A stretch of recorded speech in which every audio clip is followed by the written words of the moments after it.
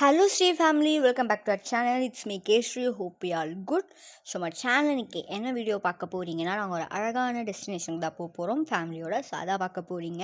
And நாங்கள் எங்கே போகிறோம், என்ன பண்ணுறோம், என்ன சாப்பிடணும், இதெல்லாம் வந்து நான் வந்து நெக்ஸ்ட் வீடியோவில் வந்து அப்லோட் பண்ணுறேன். ஸோ நம்ம சேனல் வந்து சப்ஸ்கிரைப் பண்ணி வச்சுக்கோங்க. அப்போ நெக்ஸ்ட் வீடியோவில் உங்களுக்கு ஈஸியாக வந்து சேரும்.